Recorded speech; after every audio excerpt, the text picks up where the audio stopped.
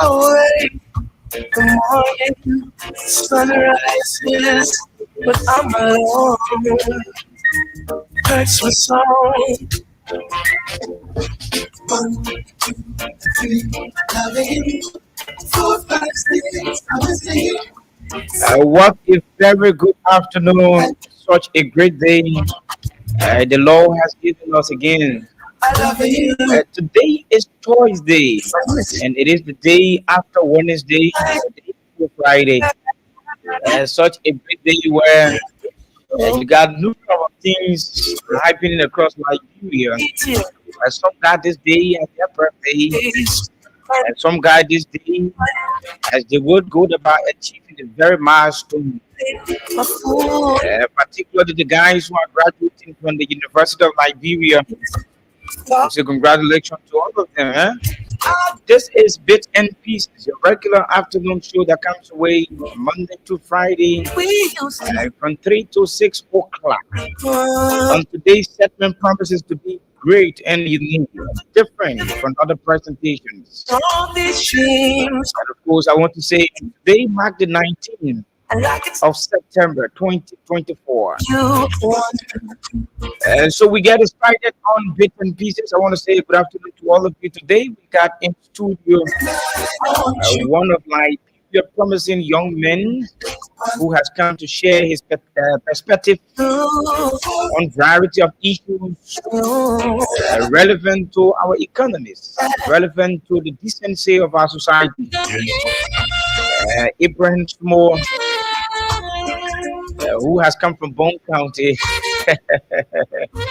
So this afternoon we will be talking to him a bit, and we will share the afternoon conversation right here on Voice of Liberia. So, folks, I want to say good afternoon to all of you following the broadcast Bits and Pieces. Today is Thursday, and of course, as usual, the cash giveaway is on. Those of you who want to play, you can use this means as an opportunity to play the game, and maybe you could be lucky to walk away with the 10,000 liberty on your mobile account. At the same time, you will be awarded a back to school package. So the back to school package, in the package, we got bottle there for your water, and we got a book, doxing, we got ink pen, and we got exercise book and the back there itself. So today you're going to play with 200 Liberian dollars and stand that unique chance of winning yourself a 10,000 liberty on Voice of Liberia. So now the short code to be a participant, so your name can drop on the raffle, is star 799 star 90 hatch. You okay? Play with 200 Liberian dollars and be able to stand the chance of winning yourself the 10,000 Liberian dollars. And at the same time, you will get your package. So those of you who won last night, I think I told you all, say, oh, your account today, you will get your bag. We already got your bags store pack in the manager office. Those of you who won last night, I think I told you all, today when you come, you'll get your bag. So you can come now and get your bag. Your bag is set and ready so you can give your child what they deserve or what they need. Because you know the art of playing the game gives you that opportunity to exchange talks with us. You know, come here, you will interact with everyone who is working with us in Liberia, and you walk away with your package. So that's 5799 star 90 hatch. You okay, play with the 200 Liberian dollars and win yourself the 10,000 liberty on course of Liberia, and at the same time walk away with your school package. So today we got Ibrahim Swope. Ibrahim is one of the brilliant young men who are trying to see Liberia on the developmental trajectory. You know, the revolutionaries would say on the right trajectory politically, but he's not a politician anyway. But we all understand that human being by nature is a politician. Ibrahim, good afternoon. Good afternoon, Comrade Joy, and good afternoon to everyone. Welcome. How's everything? I'm fine, and I'm really glad to be in the company of the Voice of Liberia. Yeah, you sound energetic. Obviously, What's I'm okay. That's all. it been a while? It's been a while. It been a while. That's why we've been like seeing, but it been a while. You haven't spoken to trending issues in Liberia. What is happening? So obviously we've been around for a while, observing things from one place to another, and we've been seeing how things been going over the past time. But the fact of the matter is that we've been in our little professionalism as well, watching the space from one point to another, and maybe cataloging issues and see how best to speak to it as it is. Yes, okay. Practically and professionally, I'm sure people want to know who is Ibrahim Small. I My name is Abraham. I have a background in education, specifically secondary education, and I'm also creating a background in sustainable development. At the graduate school. Yeah, at the graduate school. Oh, wow. Okay, congratulations to you. Okay, so basically we want to be sharing, ideas. You're going to like provide us your perspective on how the government operating. We're going to look at the governmental cycle. In the governmental cycle, we're focusing on education. We're going to focus on security. We will also focus on agriculture because yeah, what you're doing, sustainable development. Those things that need to be sustainable to bring the brighter future of our country. I think you have a high knowledge today. I'm sure you are observing the political space of our country and exactly of how the government operating day to day. You might be one person who perhaps might be happy or not happy, but it's purely not political because we have come to really talk about some of the lapses, some of the issues, some of those things that are responsible for the backwardness of our country. So, first day we want to look at the education. You did education at a undergraduate, right? Yeah.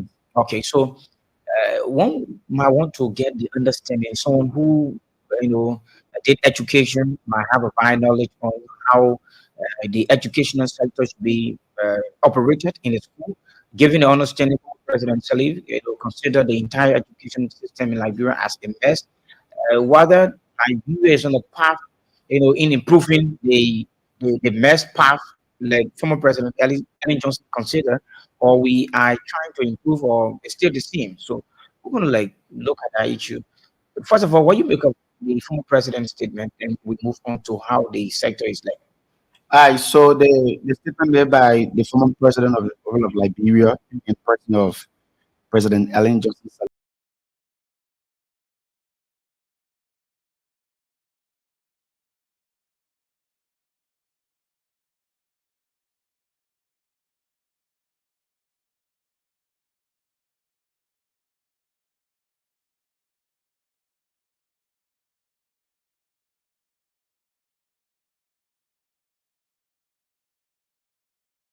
and people who pass through the ring and fire of the College of Education will obviously have issues. We still got issues to to battle as a country. So what are the issues you think we got as a country that I we have failed to address since Ellen days and up to current former President George Weah, now President Walker? What are the issues you think? one major issue in the field of education will be taking people to the classroom who do not have the requisite background in education to go and teach. Because you see nowadays in Liberia, if someone graduates with a degree in maybe mathematics, once he or she knows mathematics well, he or she feels that going to the classroom to teach is necessary, not considering that education you need to have a prerequisite, maybe certificate, A certificate, C certificate, B certificate between there. Because the essence of the certificate is to guide your ways of teaching. Mhm. It's possible that you can know this, but the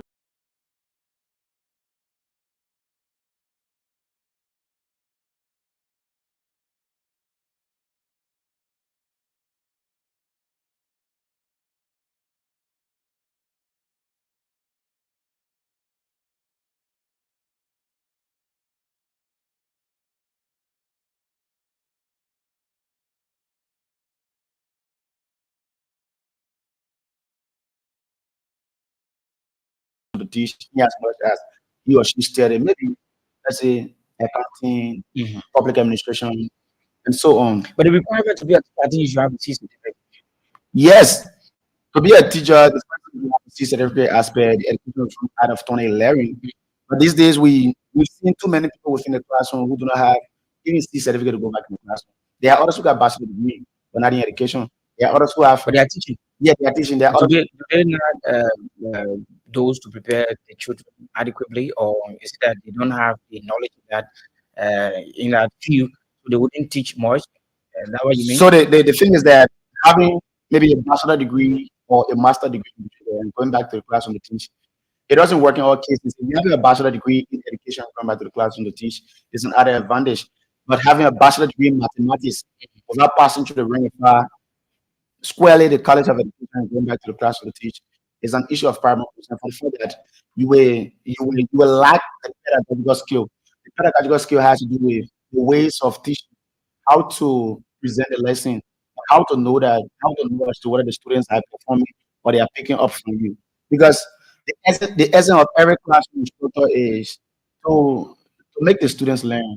So if you go to a classroom to teach, then you got to realize that maybe you teach something around 80 students and 60 failed and roughly 20 in between their pass. Mhm. It shows that you are not a good classroom teacher. But others who do not pass through the ring in front of the College of Education will obviously feel comfortable for the fact that maybe you go to that field, you stand better chance of maybe your pocket size now. Yes, yeah. So that's the answer to bribery. Is bribery be accepted in school, or is it really being observed in school? Bribery is not being accepted in any given institution in our country. But those of who do not pass through the College of Education, whenever they go back to the classroom, they are very unprofessional. I take this for free. Those who do not pass through the ring of the College of Education. So you can have a master degree, you can have a PhD. Once you did not pass through the ring of the College of Education and go back to the classroom to teach, obviously you will experience several other issues along the way. And being professional will be one of the many issues that you'll be confronted with. Yeah, that's very unique. So let's look at the area where somebody went because we're looking at the situation in our country, right? This is a contemporary situation or contemporary lifestyle we have in Liberia. Given the understanding that mathematics is a serious, course to be taught in high school because basically that's the fundamental area, especially primary side, right? We wouldn't see much of our students focusing on mathematics. So some of the guys who go to the university graduate without doing education or without maybe having a C certificate, to go back and teach. But sometimes they will take it as an advantage because they got the BSc, and then they will go back to the classroom because they think not much people got the interest in mathematics. So they want to use that means to get back to the children to teach them. Don't you think it's another advantage too? Or it's No, another no, it's not.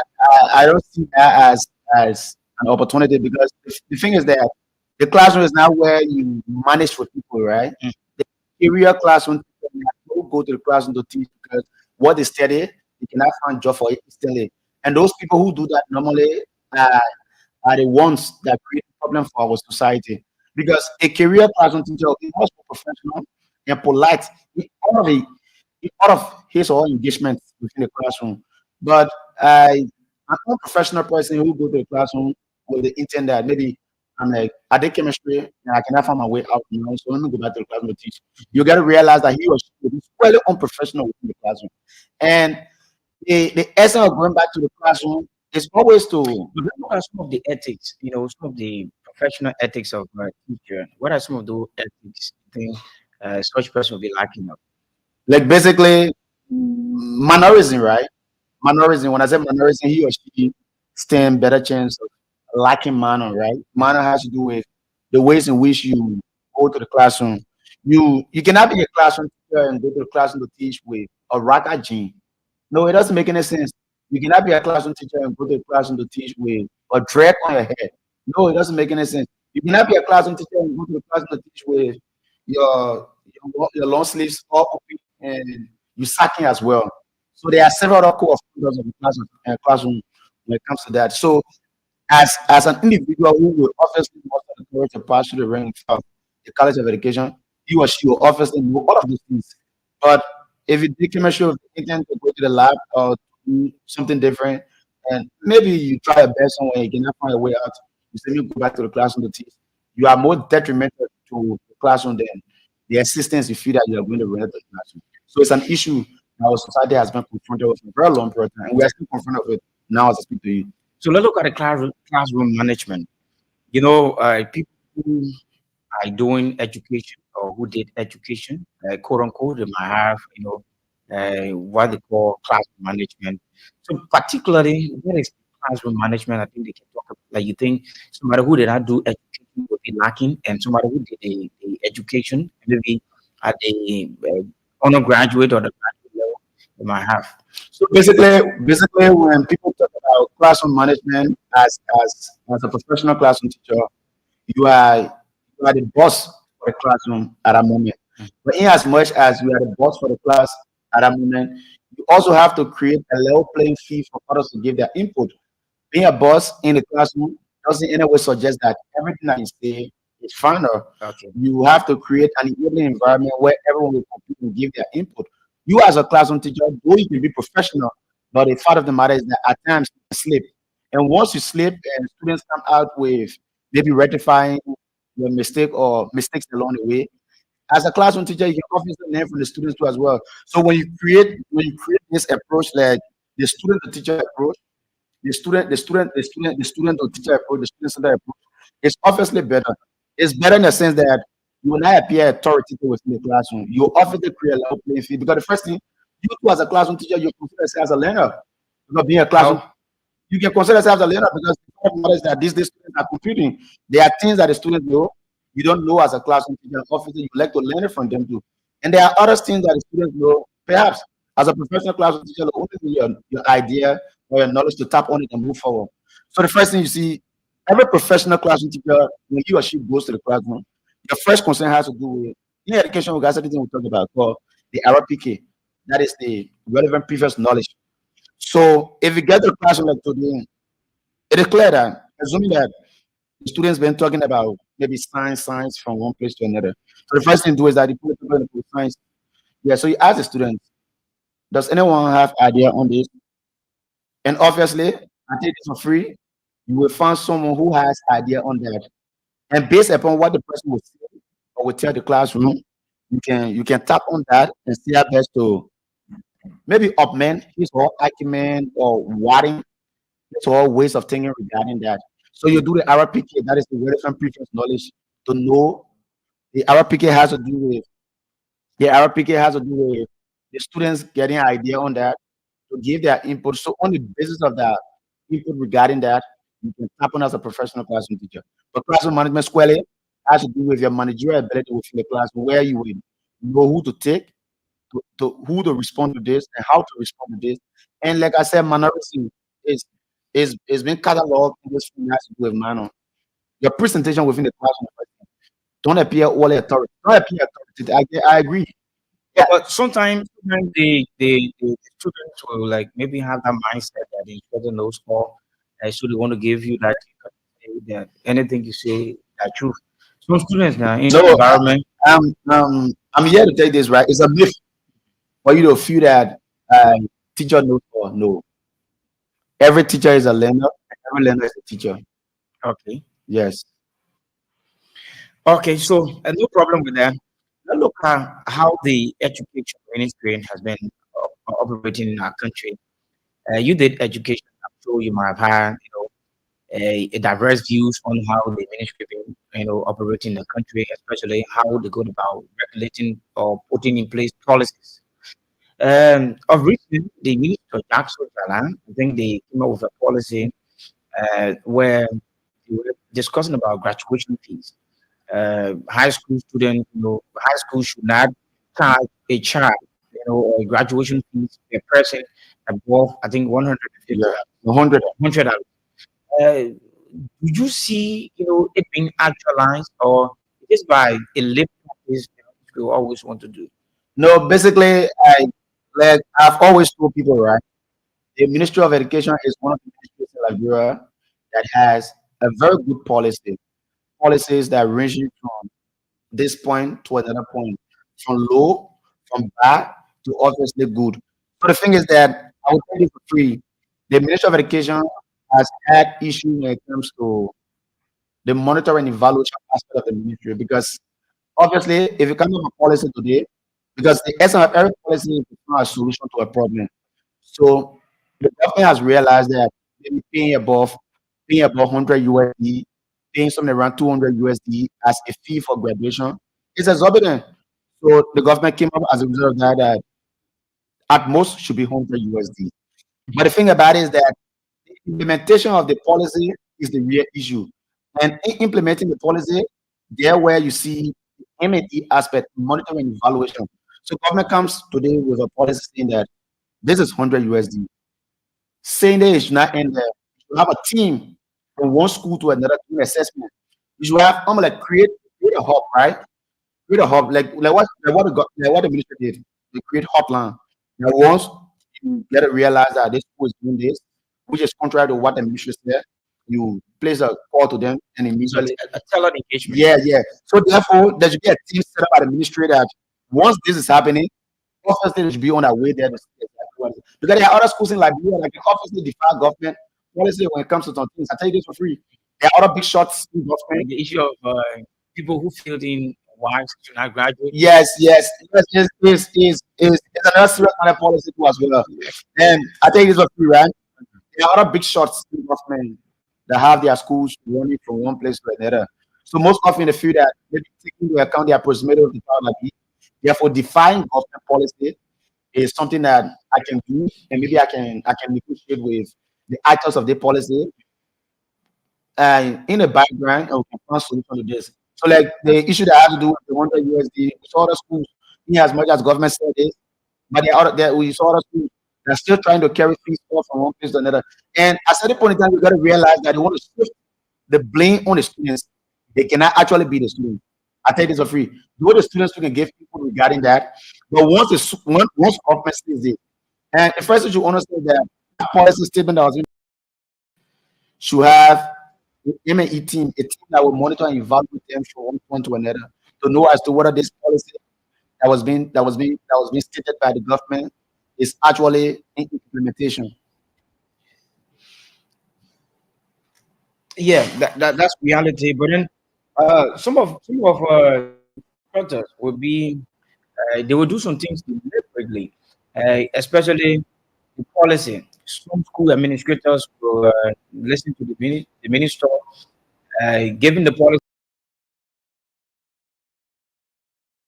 Instructors will take that as an opportunity, and you will see them like imposing things on the students in the classroom. I'm like talking about teachers who go about giving tests, and after the test, maybe the student did not reach the bank mark, and they went about telling the students you need to pay this amount before you can receive a pass mark. You think the institution has the monitoring policy too that supposed to be instituted in a school, regulating every teacher in the school that these are the guidelines, these are things you have to do and not to do. But do you think it's very effective, and also the principals of some various schools are also involved in it? Yeah, so uh, every school, every school that runs in this country to obviously have a thing like that, right? So like maybe the test was being given by the teacher, and afterward, maybe he or she requesting for something in return from other students. But it is for free. It cannot be done in a day. When I say in a day, it has to do with maybe darkness associated with that. That is perhaps being done undercover. But no school in Liberia will obviously accept that. And it's a lip service thing, man. Perhaps people often say that as a result of maybe several other issues along the way. But those are some of the issues that have been giving our country hard time. Mhm. Yes, so no school will obviously accept that. If a good school sees that, obviously that teacher is on his or way already. Okay. Yeah. So Yeah. it's forbidding every school. Yeah, seriously, it's forbidden. It's not allowed. Okay. So let's say we want to move back to the rural area, the rural parts of Liberia, where students are seriously challenged, and the ministry faces a serious challenge in accessing data from those places too as well. And schools in the rural parts, most of the rural parts of the country, will find it difficult in engaging the ministry. That has to do with the communication between the education ministry and that of the rural schools. So, how you think the ministry can be effective, given the honesty about the policies being put in place? How do you think the rural teachers or schools will directly operate with the policy being put in place by the ministry? So the first thing you should understand is that the Ministry of Education has like in every county, every district. So like if you live right today and go somewhere swap with district, you gotta realize that you got DEO there, Okay. which is the district education officer. If you go in every county, you will hear about the CEO, the county education officer. And the district education officer will obviously work closely with the principal association within that district. And the principal association will obviously work with the teachers association within that district. So like that, you gotta realize that when the people have when the teachers within that region engage or press for certain issue, they most often reach out, they most likely reach out to the DEO. And once they reach out to the DEO, DEO can obviously reach out to the CEO, and the CEO can relay the information to the Ministry of Education. So that's exactly that's the trend fit. So the ministry got eyes in every country. So, someone who did education, do you foresee, a brighter future in our education system in Liberia? Yes, I take this for free. If we have to maybe estimate how many years from now you think there will be a very good improvement in the system? So now as I speak to you, we are on path in terms of making ways when it comes to You say we education. are. We are on path as a country because we got several other young people these days are pulling to the field of education. Like you observe that the UC has a program currently running at if not every university in Liberia, if not every university in Liberia, but there are some universities in Liberia that UC has a program running currently that has to do with maybe free tuition for teachers, more especially people like trying to do early childhood education and primary education. Because the thing about it is that you might overlook early childhood and primary education, but the fact of the matter is that those are the basis benchmarks for education. Because once you have a better foundation from your early childhood days, you got to realize I still better to be flourishing while growing up. And aside from that, we got several other young people these days are more serious and maybe perhaps I can say professionally aggressive when it comes to their education matters. Yeah, I saw friends who disengage, who disassociate themselves from people who are trying to take them away from education. And as you may be aware, the College of Education should be given a priority within our country because the College of Education will be used as an image for our education system. This is why we appreciate the government of Liberia that have used it for their partnership scholarship that has to do with uh, primary and early childhood education. If not all universities, some universities. Okay, those of you just joining us, this is Voice of Liberia. We playing host to Ibrahim Sumo. Ibrahim Sumo is a Liberian. He hails from Bone County. He has his first degree in education, and he's doing his second in how you call it Sustainable development. sustainable development. So he's doing sustainable development at the moment. So we're going to look at because when we talk about sustainable development, it has to do with all forms of life, particularly on how the government should operate. I want to move to the security. As a country, you need to have a vibrant security sector, and you need the protection of every citizen.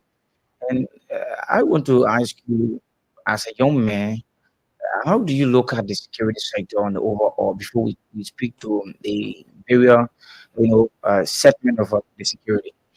Yeah, so the security sector in our country, this is one of the many sectors that are doing well. For the fact that we see these days several other people pulling into the security apparatuses, like you see the armed forces of Liberia, like you see the Liberian National Police, the the immigration as well. they are doing well. Doing well. Yes. Uh, Last time we fought war in Liberia was I think 2003.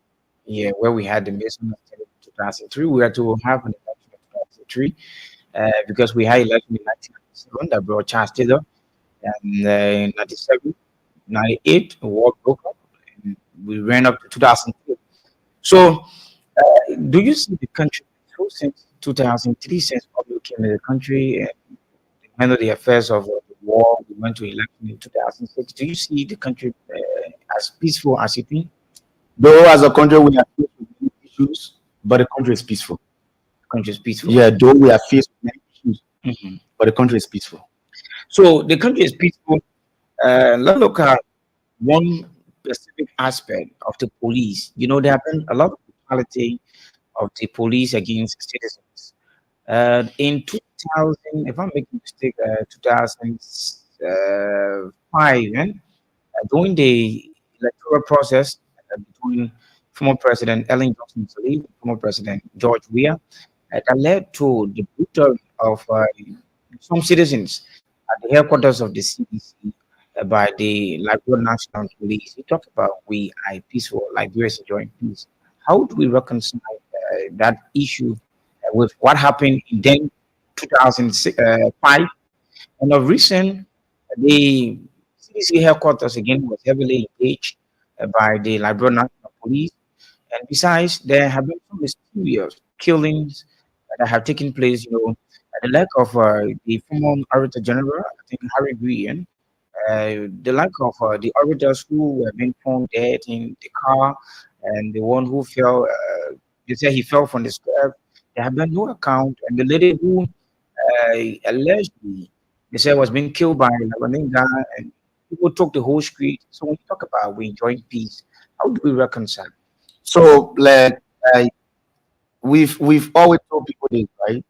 Liberia is our country, and we don't have anywhere to go aside from Liberia. So this is why when people come to public service, people should be more intentional about their service towards our country. I I was here I was here many years back and observed several other activities under the watch of the previous government, and there were several other mistakes along the way. But the fact of the matter is that it is our responsibility as citizens to obviously do our best. So we have had people serving in those positions, but again, we always said when you bring professional set of people to get the work done, obviously you can see how professionalism can reign within the sector. Like I followed the situation at the headquarters of the CDC. There were several other issues along the way, and there were disagreements from one point to another. But the fact of the matter is that the police succeeded in a bit trying to organize issues as it should be, and it was not really confrontational as it has always been. Yeah, but others feel offended. Yeah, but which is obvious, man. That's why you're saying, it does not appear confrontational, but others feel offended.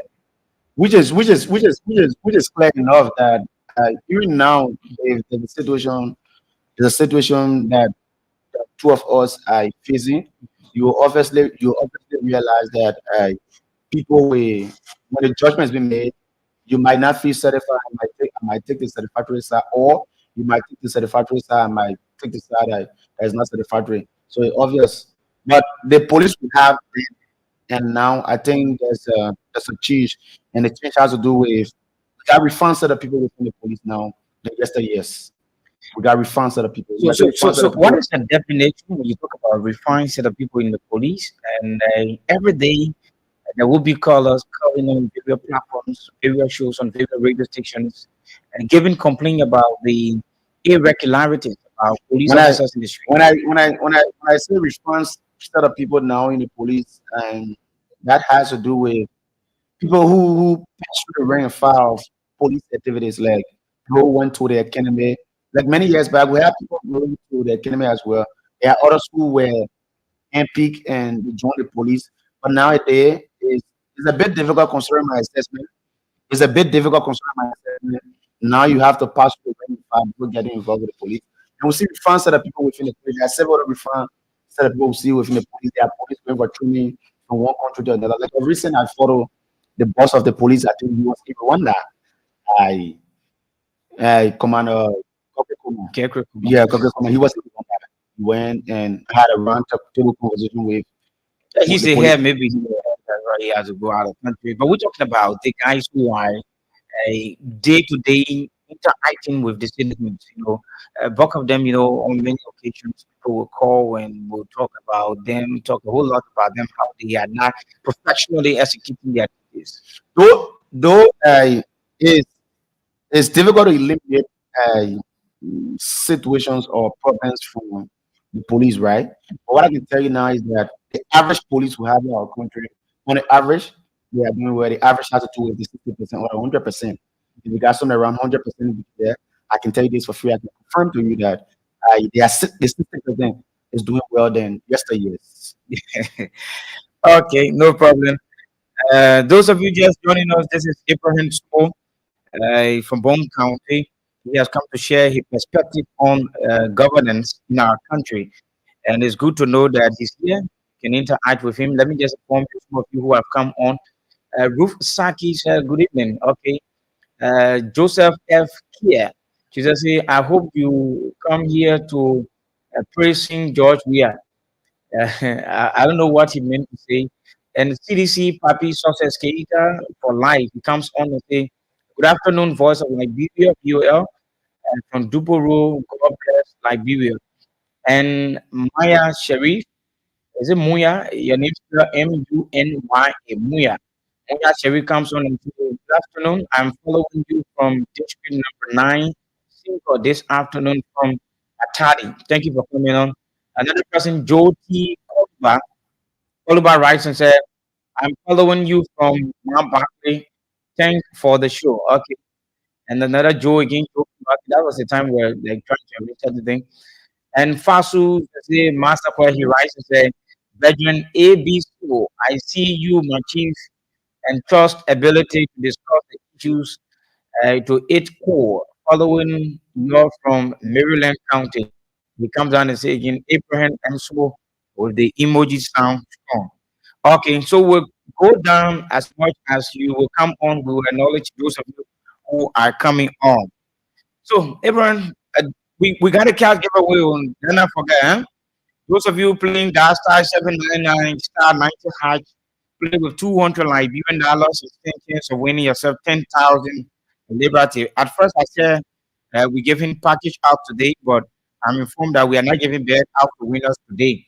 So you who will play and be a successful winner, you walk away with your 10,000 without bag. Then we will give a winner today 15,000. So we got like the first person will get 10,000, second person will get 15,000, another person will get 10,000. That's how we're going to be doing it on the show, yeah. And the show code to make you successful, to be a part of the draw. That size 799 star 90 hack. Okay, play with 200 Liberian dollars and get your 10,000 liberty, or you put $1.50 and get you yourself the $50 US, or you get yourself the 60. It's usually around 60. Yeah, 15,000. No, yeah, no, 55. And I think it's 55 or 60. Yeah, anyway, that's it. You know how you turn it, you get US, eh? When you play, you get your US, you play Liberty, you get the Liberty. So you play with 200 LD, you still get 15,000. Play with your $1.50, you still to win your other $50 US, or your $60 US right here in the course of Iberia. So let's get it running now. Yeah. So, Abraham, we're going to look at another sector in our country that people, on many occasions, people will always believe and they want to do that believing. But then, how do we consider it to be a believing when many of us lacking the technical knowledge or understanding about the law? That's the judiciary branch of government. You know, in previous government, we heard the issue of capital channel, uh, who was pinched by the legislature and they voted non-confident.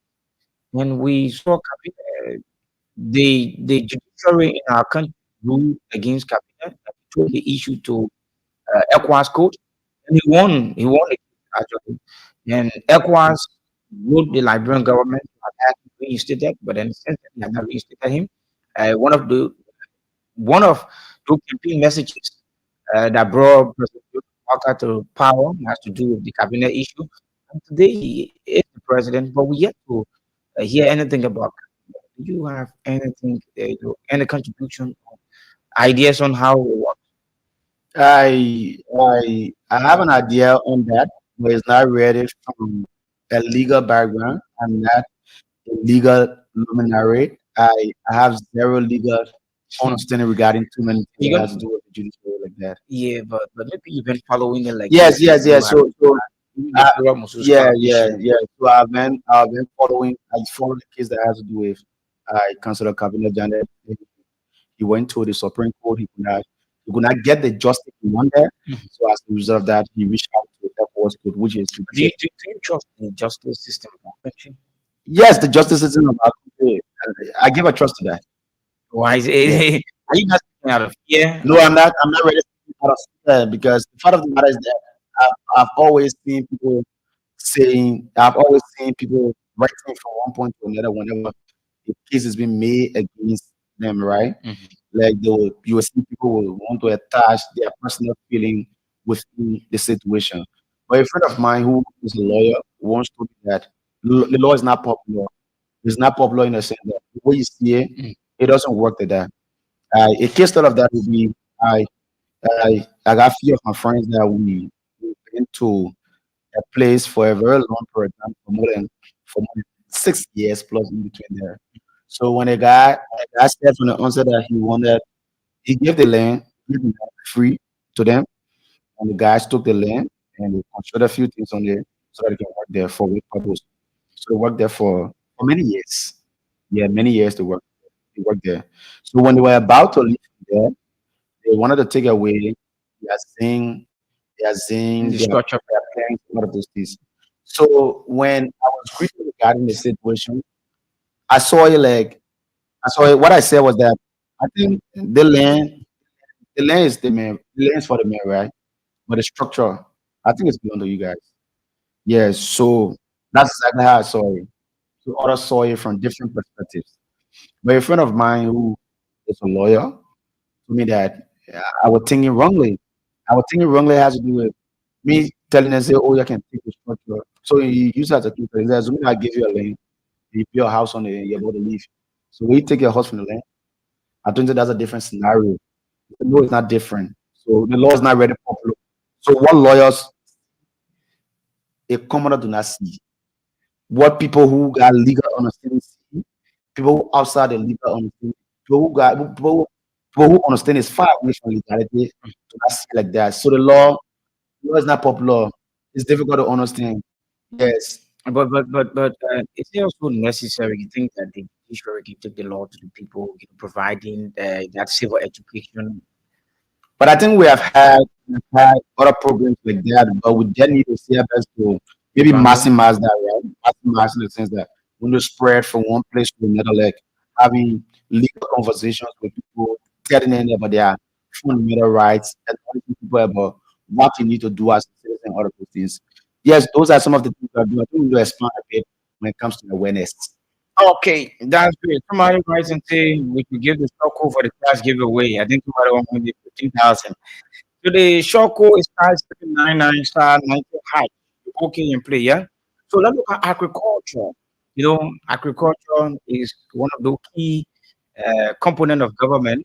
I think the Liberians really embark on in supporting President Joe Baka presidency. And you think where are we? You think somebody who is doing sustainable development, where are we giving the analysis and understanding, comparing the current start of our agriculture ministry and we've gained, administration ranging from Ellen Weir. So the first thing I would tell you is that sustainable development is deeply involved with every sector within the country, and like the aspect that has to do with agriculture is a priority to sustain development because you cannot sustain development in aspects of agriculture because when people are confronted with situations in the field of agriculture, obviously government takes with the responsibility. So there are several other factors, there are several other things related to that. So Sustainable development is three phases. The first aspect has to do with environment, and the second aspect has to do with social. Social has to do with health and education, and the next aspect has to do with the economy. So you cannot talk about a conducive environment without looking into the aspect that has to do with agriculture. Agriculture has a very key role to play in the forward march of our country. I have zero background in the field of agriculture, but as per what I've read so far, what I've seen, I now looking at our country and the sector that has to do with agriculture, I think we have a problem, and the problem has to do with maybe just living from the aspect that has to do with consistent farming. We need to move to mechanized farming, and mechanized farming has to do with we got to create the market for mechanized farming. Because the thing about it is that I've always listened to people saying this. Liberia will always importing rice. We always importing rice. We always importing rice. Because the thing about it is that the key reason why I think we are importing rice always is as a result of our inability to move a bit into the agriculture sector. To move a bit in the agriculture sector is to expand our thoughts. Also leave from the aspect that has to do with sustainable farming and move to maybe mechanized farming where we use machines to do our work instead of just saying, oh, let me just farm this season so that I can sell the future of the people within my community and reserve the remaining for the farming season and move to farming again like that. I tell you this for free. If we do that, we'll be at 20 or 30 years from now, and we'll not make progress. The only way we can make progress, the sector of agriculture calls for innovation. We need people Do you with see that innovation? yes.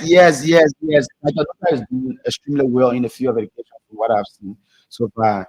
He has sent several other people out of country to go and do agriculture activity with key emphasis on rice production. I think I got a good friend and big brother of mine who was currently in Japan and studying at the expense of national government. And he's doing extremely well there. And when he comes back, he stands better chance of contributing both at the national government in the field of agriculture. Agriculture has a very key role to play in sustaining development. You cannot sustain development without agriculture.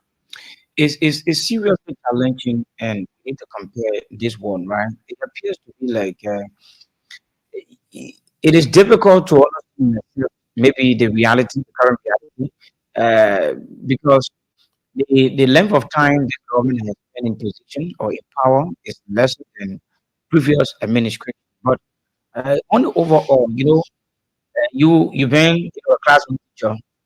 When a student enters class today, based on the participation of the student in the class, it can be determined that the person is a good student. Yeah. And if a student who been in the class for several years or months, their participation can also tell you that even if the person will come late, they could actually do nothing or they were done more than what the person is doing. So basically, I'm trying to make you understand that given the several months President Joe Parker government has operated our country, the 6 years under George Weah administration, the 12 years under Ellen administration, how did you see the agriculture sector? I let now right.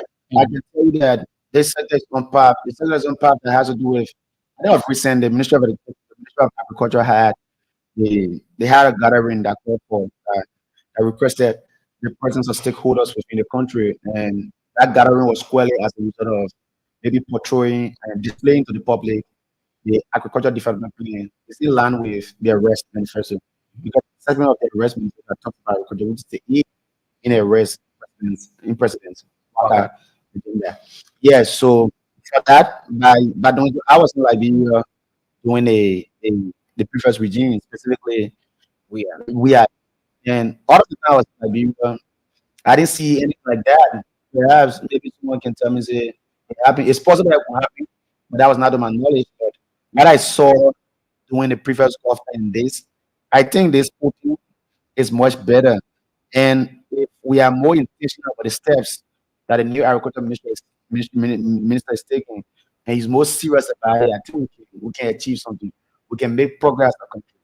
But now, as I speak to you and back, I will take this for free. The government is on path when it comes to agriculture for the fact that the minister of agriculture, he has brought some of innovation to the agriculture ministry. He's more concerned about sparking and bringing talents to the table, right? Because there's no country in the world has ever made progress without bringing the brothers to the table.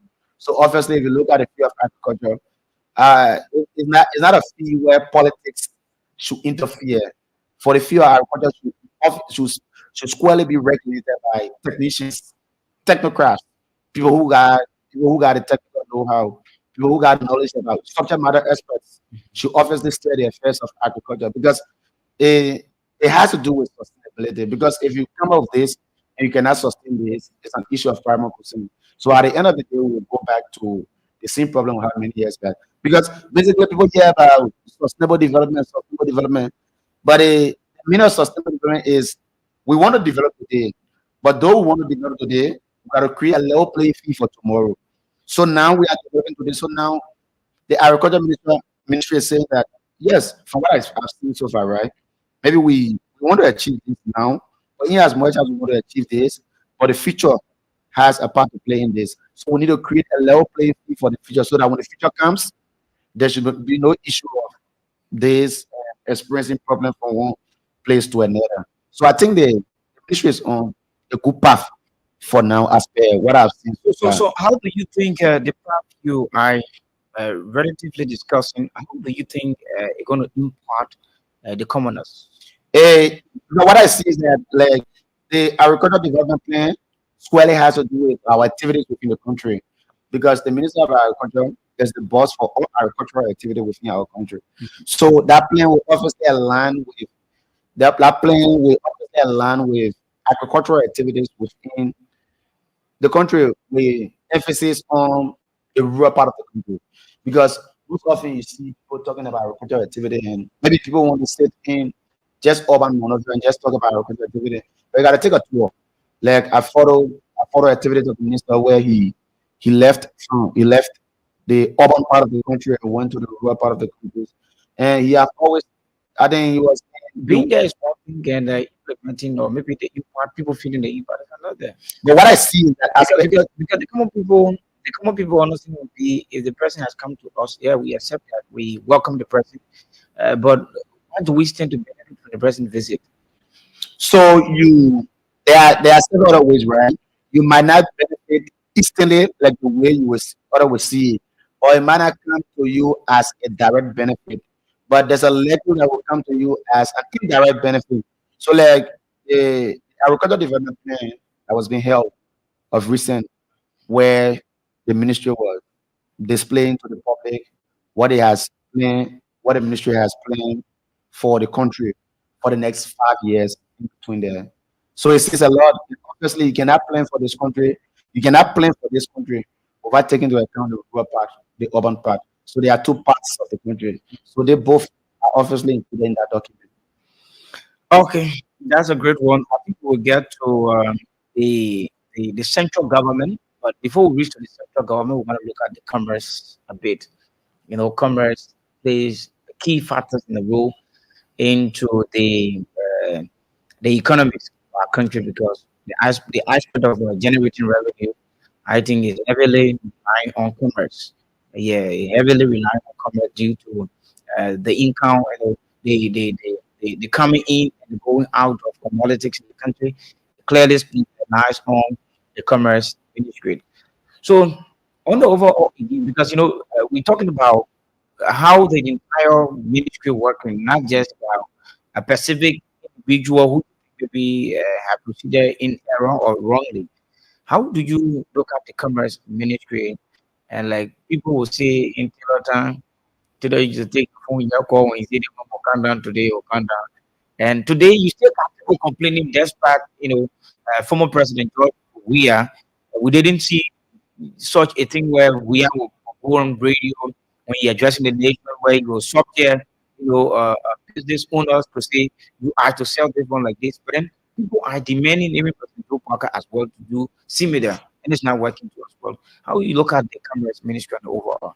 Yeah, the current ministry on the overall, I see problems, right? Problems.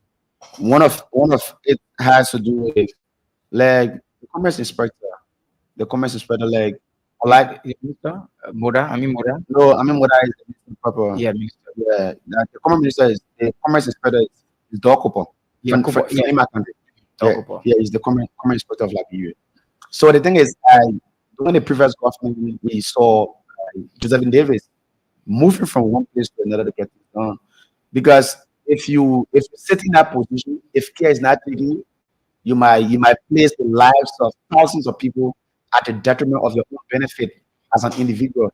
So if you are there, obviously the public should be in the know exactly of what you are doing. But since Inspector Dokubo took over as an Inspector General of the country, we have not seen things that should be happening within the country. He's not informing the public about what is happening. Unlike Joseph, Josephine Davis, that were moving from one place to another, informing the public about it, telling the public that this rest is expired. Obviously, should be off the off the Liberian market. off the Liberian market. Like we saw going to places to customers to see as to whether this goods is expired that has to do with like chicken, like fish, and those things. But under the new Inspector General, we're not seeing anything like that. I've been deeply concerned about that. Perhaps he's working and he's not concerned about informing the public. But the fact of the matter is that he's accountable to us as a public, which we need to know of your working. Yeah, but we're not seeing anything like that happening.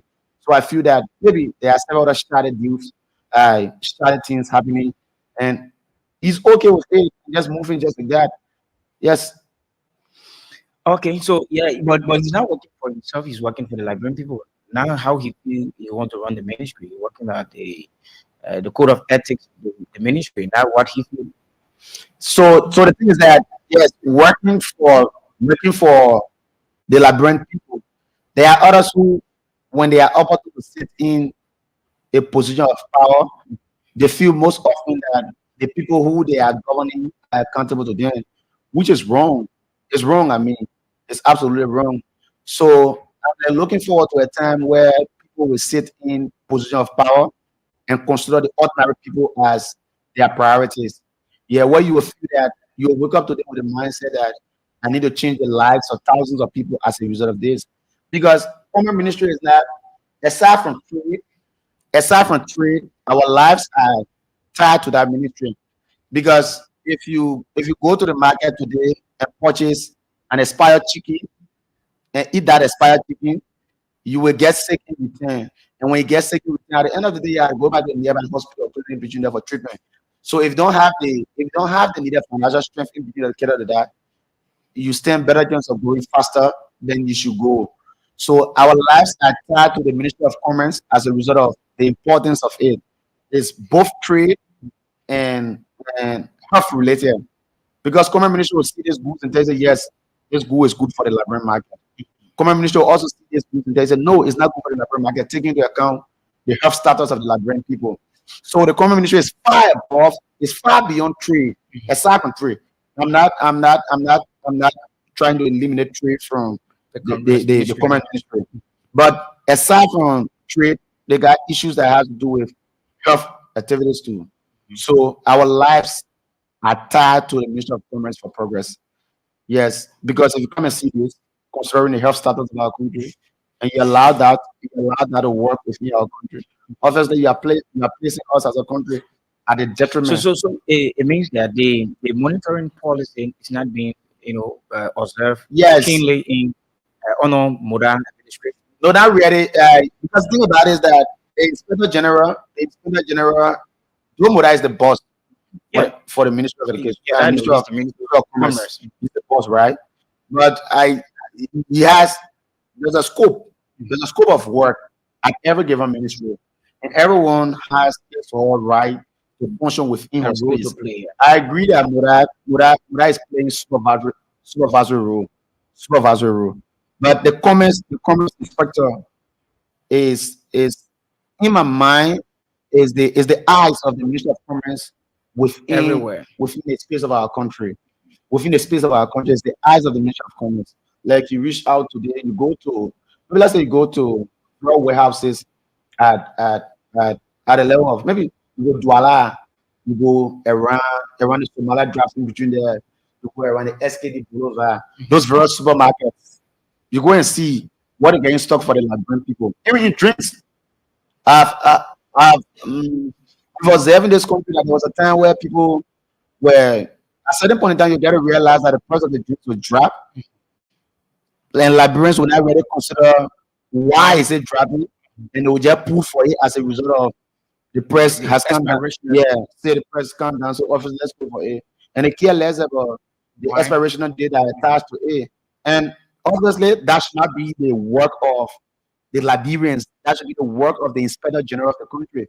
He or she must be up to the task to be on his or off from one place to another to get to the So on function the of the government. overall, they are yet to improve in that ministry. Yes, the Ministry of Commerce. I'm not really seeing the Ministry of Commerce making progress. I've not seen progress so far. Okay. Yes, I've not seen progress in the Ministry of Commerce. Okay, so folks, those of you joining us, this is Abraham Small. Abraham Small is a promising Liberian. He comes from Bone County, like I'm continuing to say. He holds, degree in education, and he's on his graduate program currently at the Catterton University. He just thought to share his perspective on how the government is being run on the daily basis. Some of you will get the understanding that maybe the government and your interest, the government is in some own assets interest, but he has not come to talk a bit about how you be as a politician. He's speaking, from the broader perspective, where he's telling you things that are happening in your ministries and agencies. Because, mind you, talk about how the commerce ministry is being operating. The monitoring policy is weak, like he said. So that one, and not politics. You can talk about politics. The education, he said, is on par a bit, but there are a few things we need to take into consideration. We talk about the agriculture as well. Agriculture is a bit on par, and you see there will be a lot of improvement in the agriculture sector in time to come. So the cash giveaway, that's 9799 star 90 hash. You okay? With 200 Liberian dollars, stand a chance to win 10,000 Liberian dollars, or you play $1.50 stand a chance to win 10,000 Liberian dollars as well. And we're also giving out 15,000 to the second winner. I got like 17 minutes after 4 o'clock. We're going to talk about the central, administration that has to do with the presidency. We're going to now talk about the presidency on the overall right afternoon. Then we can open the line and get the reaction as a listener. So keep dialing star 799 790 hatch. Are you okay? Pay with just 200 Liberian dollars and uh, win yourself 10,000 dollars and win yourself the 10,000 or the 15,000 dollars right here. So on the overall now, we're going to go back to Abraham Small. Abraham will talk to us about uh, central government. This is one of the key areas every Liberian will want to shift blame. Every Liberian will want to shift blame on how things are working. But then, Abraham, we're going to move directly to central government. When we talk about central government, exclusively has to do with the executive, the president who supervises everything in the executive. On the overall, how do you see the executive? I the executive is I see it as a place that is being regulated by now, right? Professionals that are people. Mhm. Unlike first, it was not like that. Because I see President Joseph Nimambaga bring Cornelia Crack, well school up to the tax with the likes of other professional people like Aston, Kesali, all of those guys are coming to the table. So I see the coming back of professionals that are people, the governance. That's exactly what I see. Yeah, professional people coming back to the space of governance. Yeah, that's a good thing. But we want to look at the issue. Professional people are coming. That's one aspect. But how effective do you see the professional people? Some people can be professional, but uh, in time to execute, their they would be, sometimes fooled by maybe whoever might have appointed them and forgetting about, the code of ethics, giving them how the job description, how to implement the job description, and they will just want to work at the will and pleasure of their bosses. So the issue about it is that like what I said previously, I'm saying this again. I see professional set of people come back to the state because this is clear. There is no country in the world that has ever made progress without taking into account her well school and well-educated people.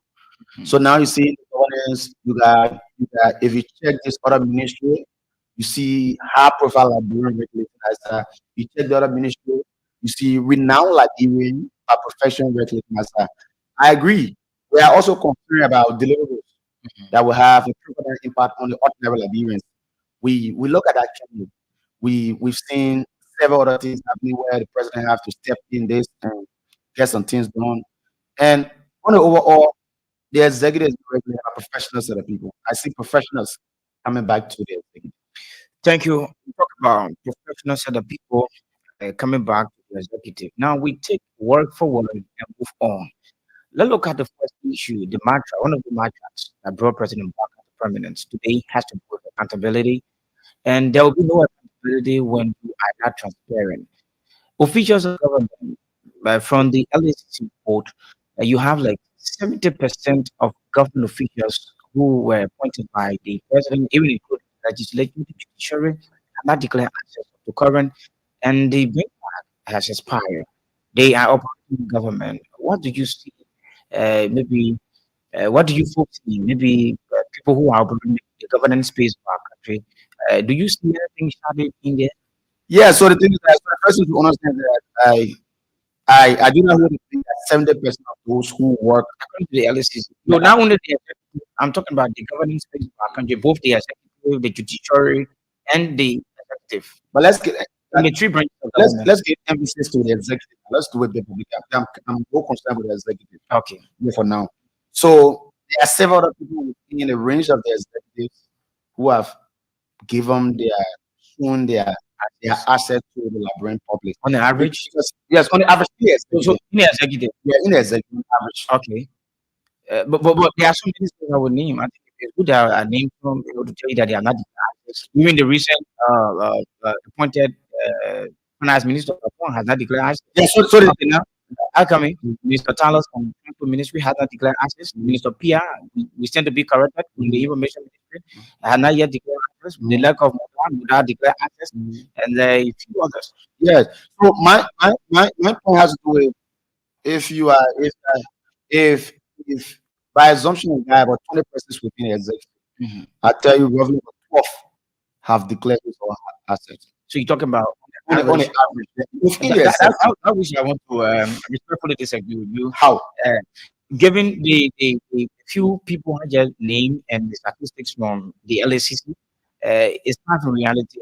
The number of people who have declared access, because their report did not clearly, cap a particular sector of government, but they spoke on the overall by the from the executive, the legislature, and the judiciary. So, given the standpoint and the various documentaries we have read about people who have declared access, not much you see from the executive, So if we're even the legislature. yeah, so if we're divided 70 by the three, Mhm. so you will still got to realize that it might be equally distributed or far below distribution line. Okay, for the composition's sake now, we accept that maybe around 60%, according to you, right? Yeah, For the sake of the argument, we accept that 60% I have have declared access, right? So now the 40% who are not declared access, the president promised to fight corruption. Up to current, he's yet to speak about people who have not declared access, and let's say he's also uh, speaking on the issue of audit, and that which the people want to hear his government for that because when you are talking about audit, it means you want to fight corruption. So, don't you think the 40% in his administration who have not declared access undermining the scope of operation? Obviously, I will And tell so, you the truth, right? what should we do? So 40% that have refused to declare their assets to the The undermining. to declare their assets to the Liberian people. Mhm. They are not just undermining the governance, but they are also displaying to us that there are several other shady deals they are associated with. Because the thing about it is that when people come to public service, it should be transparent and they should obviously be accountable to the Liberian people. Because the fact of the matter is that the key reason why you see government is always concerned about you declaring your asset is to compare and contrast your Mhm. entire activity. So let's assume that you go into government today with 3,000 LD in your account, and you display that to Liberian people through asset declaration, and you work in government for 6 years. considering that you're making around $20 US every month as a government official, Mhm. excluding your just benefits. Your And standard job. after 6 years, you are living on government with around 80,000 or 500,000 USD account. So we are more concerned about where you took this money from. So the issue of accountability should be prioritized by the president, and I think the president need to give key emphasis to the aspect that has to do with accountability, because people should obviously give account to the Liberian people, because even when you declare your asset, why leaving from government, you also have to display your asset to the Liberian people and tell the Liberian people, yes, I worked for 6 years, I worked for 5 years, I worked for 7 years, and this is what I got. This is exactly what I got for the 6 year I worked for, and this is what is in my account now.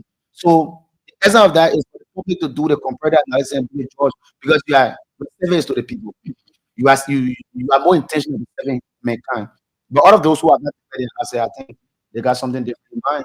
Okay, Yeah, so that's so something the different. undermine. Yes, obviously they are undermining the progress of the government. I think the president need to give key attention to that. Okay, so the issue of president giving key attention is one thing. I think we accept that, and the president declared his assets and they didn't make it public. Despite by law, or that is not by law that declare and make it public, but then it shows some level of transparency. Like all the ministers do, they declare their assets, make it public, so the people can know exactly what the president has taken on the authority with. Like you said, if somebody declare assets, maybe they brought $3,000 and display to the people that this is what in my account. It shows the level of transparency. At the end of the day, uh, when you are leaving power or position, you also displace your assets. So with the assets you declare, I think people will hold you accountable and go through the investigation and say, okay, but then the length of months and years this person worked for, uh, this person is accountable, and we don't see any charges that the person was involved to. But then the lack of the president who declared his assets and had not make it public, don't you think it creates panic where people will be thinking that maybe he declared his assets and he want to be involved in something. That's why he did not make it public. I so the like you said, right? You see it as something that will create a cloud. So obviously, like, he admitted the fact the president said the president asset was being declared, and perhaps due to personal reasons or something that you see differently, he decided not to display that to the public, Mhm. which is That's his right. come again. That's his Yeah, right. that is fundamental right as a Yeah, president. as a He as president. much as he's serving us Mhm. as our leader, but I think he has a fundamental right here. And if you choose to go far beyond his fundamental right as a president, it's quelling a preview. Yeah, is he a But preview? so But once, we look so at the once, matter of transparency and accountability, so, but especially on how to fight corruption. Because and somebody, you don't want somebody having a doubt about your credibility. You don't want someone having the doubt about your credibility. So everything you do, you want people to understand how you operate, right? So every dime that will be spent by the president or generated by the president, I think everyone should be in the know that this is what the president had. He came on the presidency with this, and this is what he got while leaving the presidency. You want to set the record clear. You want to set the standard. That's why you told people that you have the law of credibility and transparency. So in that, it's prudent enough. It's prudent enough. I'm telling you now that as you know, uh, as a Liberian, a promising young man, it is prudent enough to declare your assets and make it public as a president, right? no. So let's do it like this, right? So the Liberia Anti-Corruption Commission Mm, is an anti-graft institution, mhm. and is deeply concerned with fighting corruption in our country. So if the LSPC can come up with a restriction regarding specific provision within the anti-corruption commission that talks about maybe president should Make it president, public, yeah, make the assets public. yeah. So if LSPC can come up with something like that, telling the people that telling You the gotta be yeah, legislative. legislature, Yeah, if it is suggested to the national legislature yeah. through the LSPC It as not got well. to be subjected to the legislature. They themselves can legislate that. Yeah, so But maybe LSPC has a problem mm, for the fact that yes, we took oath to serve the Liberian people, and we see that there are still other Liberians having issue with us not displaying to them the asset of the president is something very paramount, because the fact of the matter is that corruption has created inconvenience for our state, has led to too many problems within the country. So therefore, we want to fight this beginning from the presidency way down to where we are. So therefore, we need to look at the question that has to do with displaying the asset of the president. If that is being suggested and accepted by the national legislature and pass into law, I think we can move by that. But for now, I think we're following the purview of the president. So if the president decides, It's very in the purview of the president. But as a citizen now, as a citizen, I'm like asking you of the opinion. How do you look at it? Because somebody who are come to fight corruption and you told people to declare their assets and you criticize previous government that they didn't do this and I'm coming to change. I'm going to lead by example. And you as a president not declaring and let's say you have declared not making it public. How do the people of Liberia know exactly that you have come to the presidency with this one? Don't you think there will still be a doubt by the Liberians about your leadership? yes, but even if the president asset has been declared today, I tell you this for free, others will still have doubts regarding He has that. declared his asset. So Yeah. we talk about making it public. Display, right? Yeah. If the president asset has been displayed in the public today, obviously there are others will still have the same opinion. Yes, but there will still be that gap created where people will say the man got this money in his account. Somebody will say the man has worked for a number of years that the money very small in his account. But we got his recovery. He said you were living on loan. Fine. So how much you were living on loan? You should be able to tell people bring out the bank statement. That's one important thing. You can bring out the bank statement from how you got the loan, even if you don't have a dime in your account, right? But you the people don't understand say you were living on loan here, but then these are the bank statements. People will go through and read it. They know that you have come to the presidency with zero balance. So when you are leaving, we're going to calculate the salary times the 12 months, make it 1 year, times the 6 years you're going to be in the power. So we will know how you have accumulated as a president when you are leaving the presidency. So I'm here as a Liberian, right? I'm not the official mouthpiece of the president. That I know, I'm but you're not, speaking in the capacity as a Liberian. yeah, I'm speaking the capacity as a Liberian. So what I see is that one, there's a law restricting the president from displaying to the public. No, assets. it's not a law. It's not a law stopping him not to display his assets. It's by his will. But Yeah, the so- law provides that you declare. Yeah, all right, But it leaves with you to keep it. yeah. So once it's in the purview of the president for not displaying But did you see it? I'm asking you now. as a Liberian. Yeah, did you if, see it prudent? if our president, Mhm. if our president, Mhm. I will have declared my asset and display to the public. If our president, Mhm. I will have declared my asset and display to the public. So now you are not the president. I'm not the president. Joe is the president. Yeah. Did you see anything wrong with it?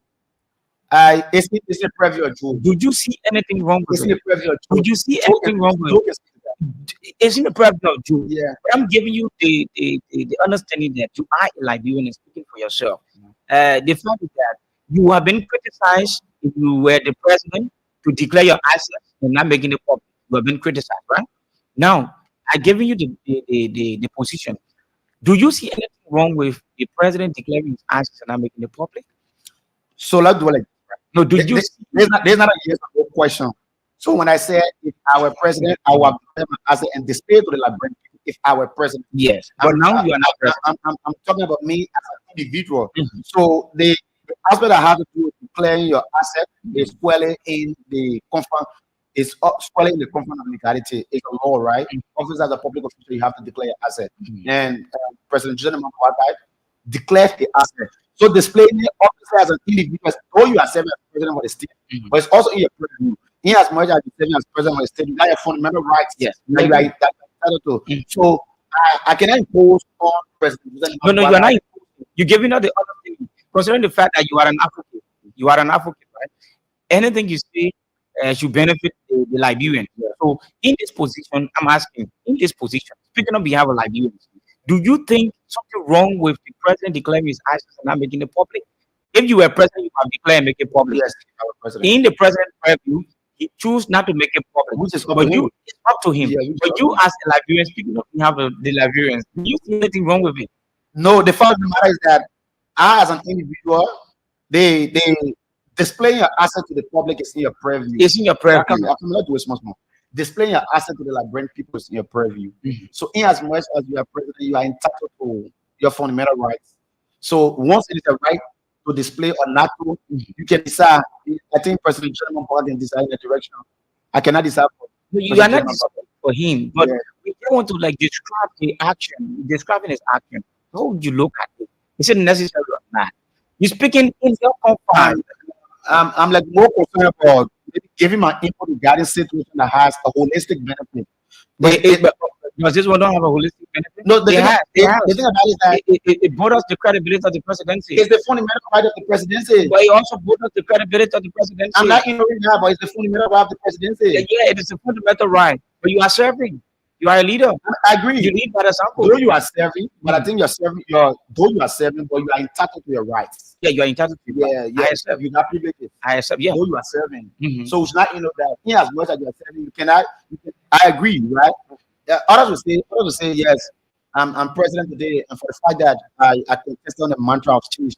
So I want to start from this point and get to this point, and I will give emphasis to account today. So when he or she gets to power, will be more concerned about maybe declaring and displaying assets to the Liberian people. Others will decide in the direction.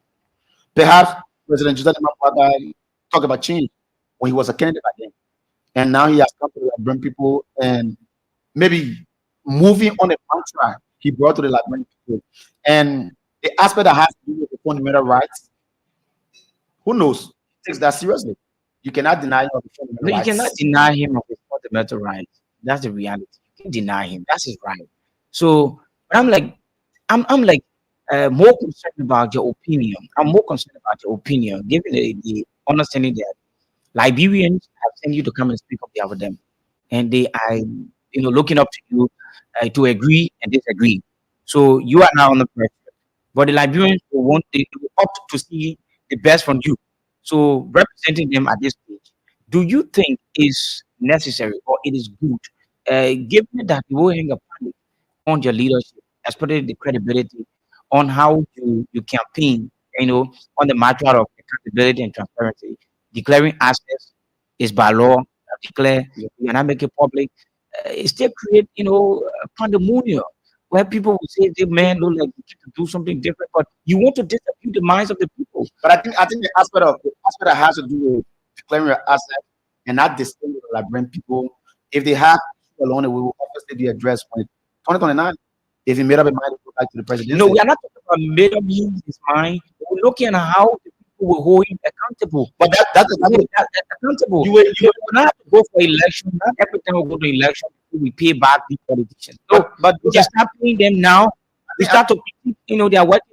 I think those are the points or places that most of the people use to punish politicians that didn't live up to their commitment. That's exactly how I see it.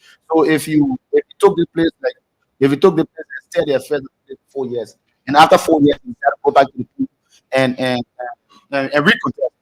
Why recontest? You gotta realize that one of the issue with you for the fact that maybe you didn't declare asset, you didn't declare asset to the Liberian people. So for the aspect that has to do with declaring and displaying your asset, more especially when it comes to the presidency, as well in the premise of the presidency. I cannot speak to that. So the president right to declare, not to make it public, and then the liberation now will be accountable. I think that we no doubt he not making it public. That's what you mean. Liberians who Liberians who see that differently. Liberians who see that differently. Will obviously speak to that. Liberians who see that differently. Okay. Thank you so much. Let's hold you there and go to the line and get the reaction of people. 0770-907-907, 0770-907-907. Ibrahim Smooth is in studio with us. I think you've been following the discourse here this afternoon. You want to make your input, call us on 770-907-907. We can't give away this phone. We'll start 799 star 19 hash and play with 200 win 50,000. Hello. Yes, hello. Your name and where you come from? I'm Joseph calling from the community. Joseph, let's hear you. Thank you, sir. I want to appreciate your studio guest.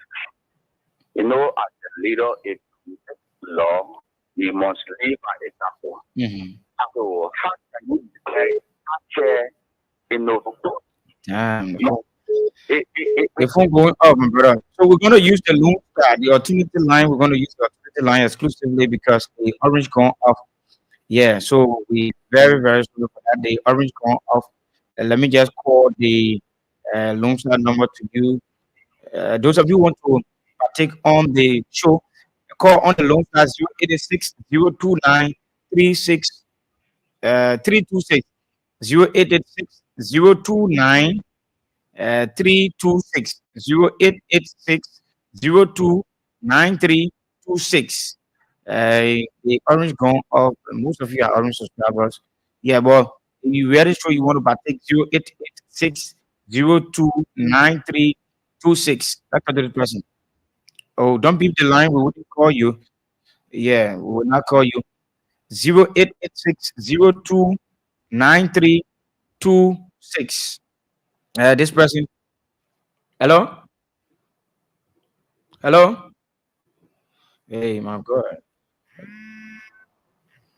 Hey, stop. Don't beat the line with the orange. Orange, the orange form is off, man. Yeah. 0886 029326. Trying to put this orange on.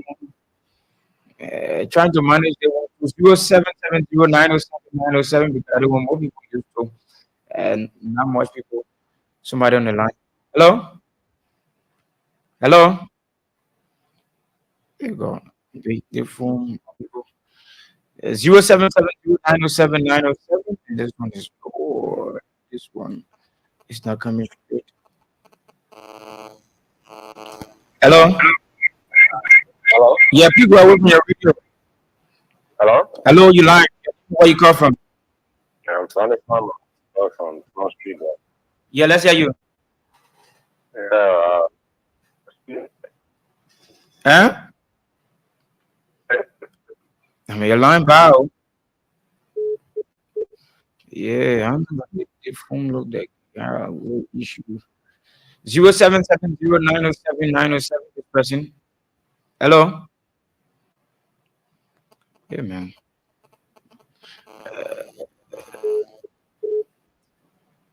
God, man.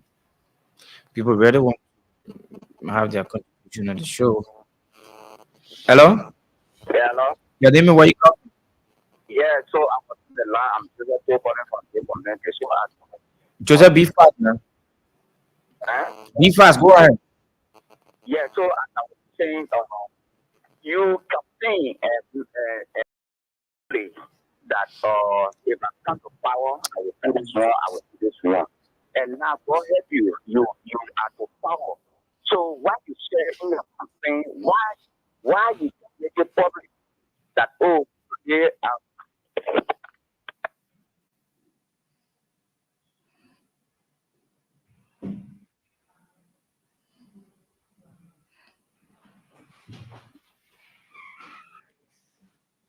Oh, wow. They, they got going up again. Let's see what we can do here. Let's see what we can do here. We're trying to work it out now. Uh, okay, let's answer this question. Hello? Hello? hello? Yeah, your Yeah, name is hello. where you come from? My name is Mark. I'm from Toronto community. Well. Yeah, Murphy, let's hear you. Yeah, yeah. I'm very in studio there. You know when you come in studio, people are listening to you. From the good for you, asking a question, the last question you ask him. And he doesn't want to answer it's a yes or no question. So I just want to because you couldn't say he's always saying in the present preview, in the present preview, in the present preview what? You won't know I'm going to need an answer from him, either yes or no. Okay. Okay, so that clearly has to do with the publishing of his asset. Okay, thank you. 0770907907. I think we're trying to work it out. Okay. Yeah.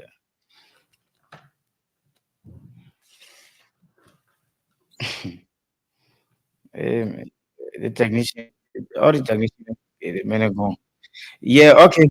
0886029326 0886029326 and then every line move to call on trying to figure it out.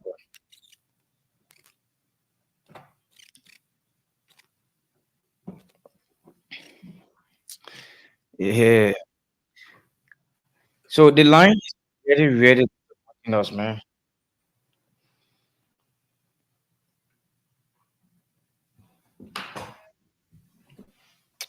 Yeah, I forgot about the whole line, man. Yeah, the whole line, yeah, the technicians, all of them going. Yeah, yeah. So yeah, if you think about the whole line, you go, I don't see anything here. That's supposed to be a recording. Yeah. So you listen to the other guy who's didn't respond to that issue where we talk about the president declaring and making passes public. You can adjust it. You got the line. I'm able to open the line. You can get more calls, but the line seems to be misbehaved.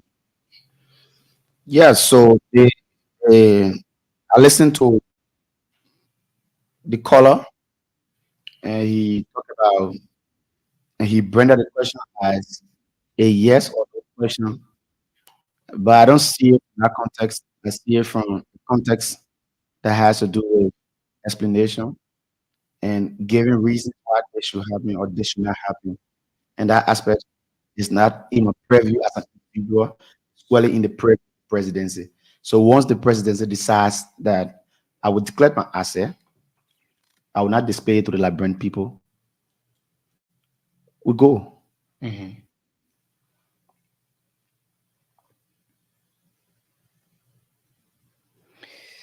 Yeah, I'm following. Just like I'm doing something quickly, doing something quickly, timing. Okay, so yeah, I think if you have to go, if you gotta go, because, yeah, yeah, man. I'm like, yeah, we gotta go. Why the guys will leave and go home at this time? Yeah, I'm still not happy with the situation. But however, this is Ibrahim. So, Ibrahim, let's just wrap it up. Man. Finally, on the overall, your discussion, you want to summarize, give us a part.